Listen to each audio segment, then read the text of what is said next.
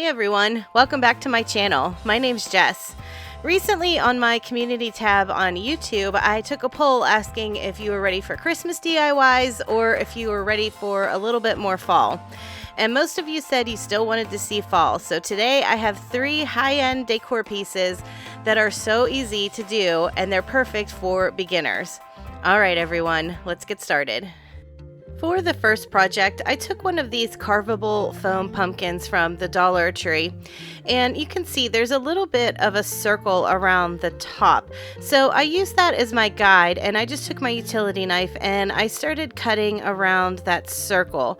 And the inside of these pumpkins are hollow, so I knew this would be perfect for a sort of flower arrangement. Once I had the hole cut out of the top of the pumpkin, I took the plaster color by Waverly, and I had to give this 2 coats because I wasn't going to add anything to the outside of this pumpkin. I just wanted to create a really neutral decor piece.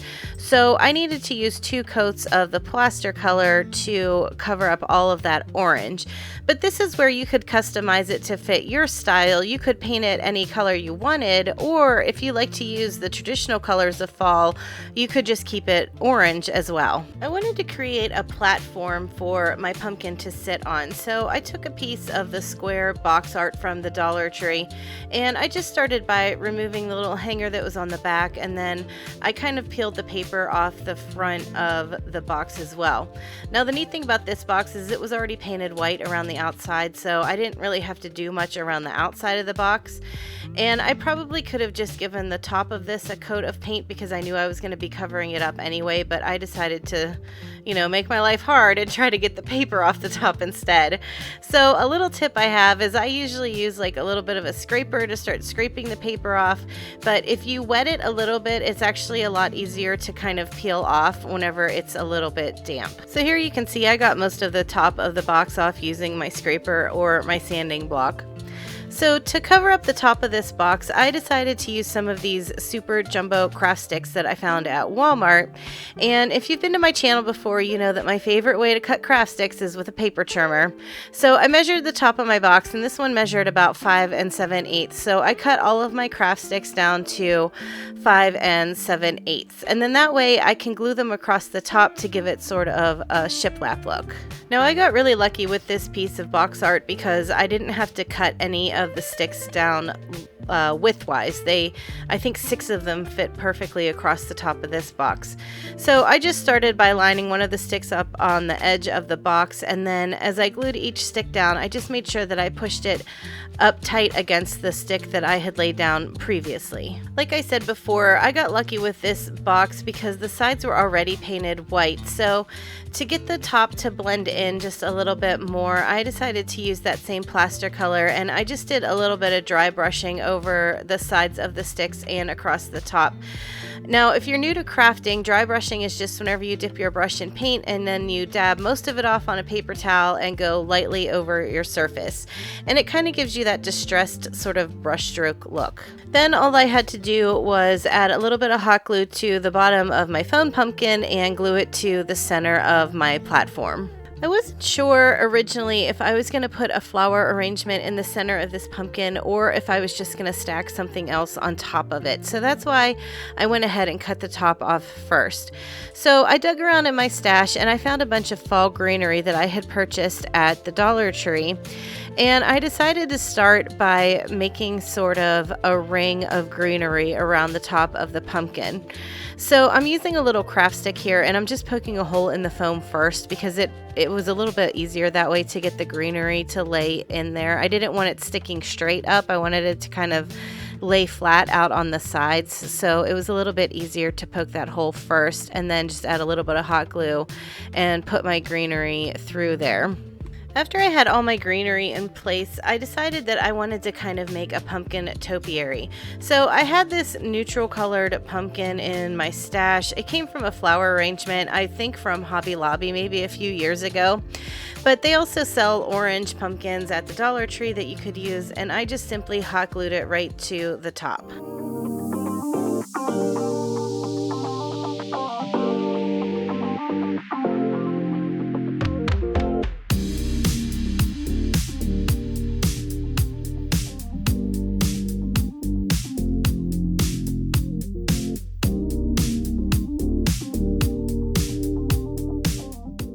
second project, the Dollar Tree have these really cool candy dishes that kind of look sort of chrome, like metallic, and I think they're kind of neat, but I wanted to kind of make it look a little bit more farmhouse. So I'm using the plaster color again, and I did have to give this 2 coats. Now I gave it 2 coats on the inside and the outside because I knew you would be able to see a little bit of the underneath if it was sitting on a shelf or something like this. Now, because this is plastic, the paint isn't gonna stay very well, but I was okay with that because I wanted to have a kind of distressed look on it anyway.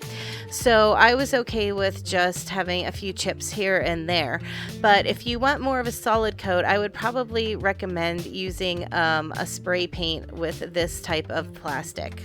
Now I love how this just looks painted white, but like I said before, I knew it was going to chip a little bit because it was plastic and I was going to be putting candy in it or throwing my keys in it or something like that. So I decided to take my sanding block and I'm just going around the edges a little bit, and it does bring out a little bit of that underlying color. So since this one was kind of a rust color, if you look really close you can see a little bit of that rust poking through, and underneath it was just a silvery color.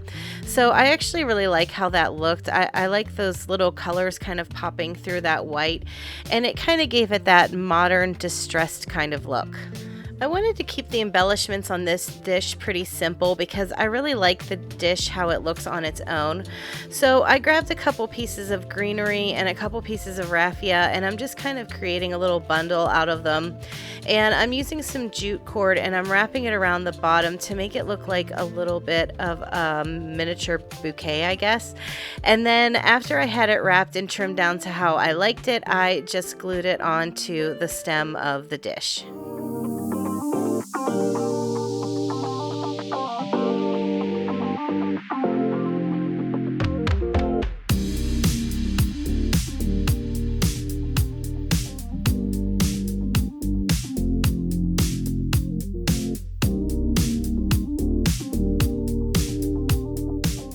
Okay, so for the last project, I wanted to create sort of a pedestal candle holder, and I wanted to be able to keep it up year round.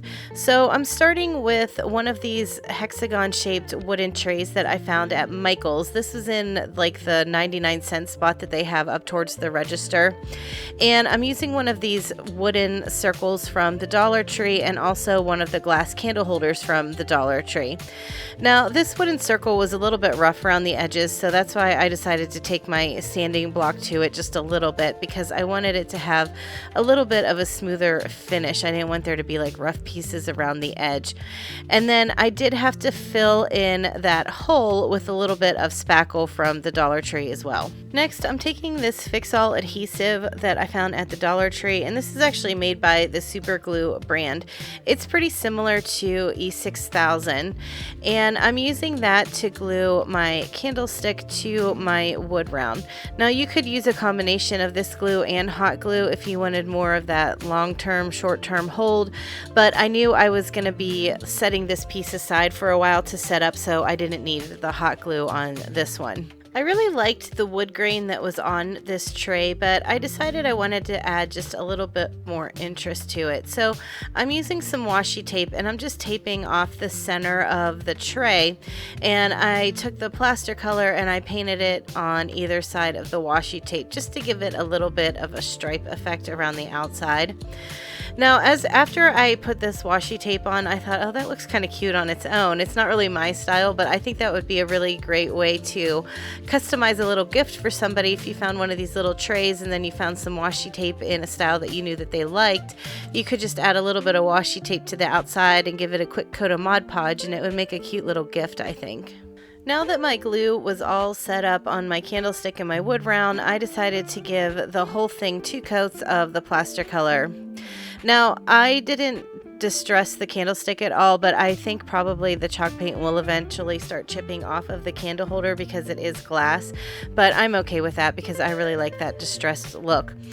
Now, whenever I make a project like this, if I know I'm going to paint two pieces the same color, I glue them together first because I don't want to run the chance that I'm going to put the glue on top of the paint and then I don't think it gives it as strong of a hold. So I think it's a lot easier to glue the two pieces first and then paint the whole thing.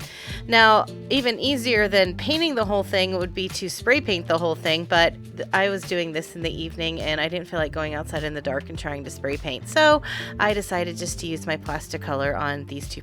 Once both coats of my paint had dried, you can see that the chalk paint gives the glass a really cool texture. It almost makes it look like ceramic. So then the last step in assembling the candlestick holder was to use that Fix-All adhesive again and run it along the top of the glass candle holder and then just set the wooden tray on top of that. Like I mentioned earlier, I wanted to be able to keep this candle holder out year round, so I decided to keep the decorating pretty neutral on this. I had this burlap trim in my stash that I found at the Dollar Tree a while ago, but I've still seen it in my store, so they're still carrying it. Hopefully it'll be a regular thing because I really like how it looks.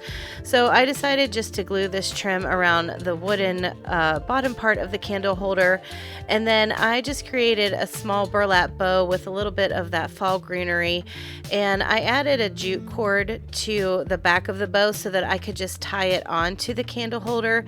That way I can remove it and change it out for the different seasons and the different holidays. Now I will say that this tray is a pretty good size. I was able to fit some Yankee candles in it and some of the Walmart, like the larger jar candles. The only candle that I didn't have on hand to try was a Bath and Body Works candle because I know those ones are a little bit wider, so I'm not sure if it would fit in this tray or not. But the other large type of jar candles fit perfectly inside that little hexagon tray.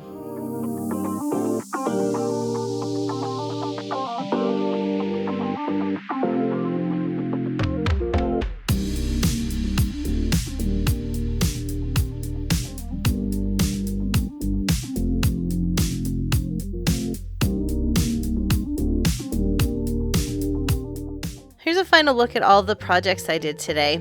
I think my favorite is probably that first one. I really like that neutral pumpkin topiary, and I like the platform that I created for it to sit on. You'll have to let me know in the comments which one is your favorite. And also let me know, do you like to decorate for fall with a lot of neutral colors, or do you like to do more of the traditional fall colors? Alright everyone, thank you so much for watching. Make sure if you like this video, you give it a thumbs up. Make sure you're subscribed, ring the bell, do all the things. Have a great week, and I'll talk to you in the next one. Bye.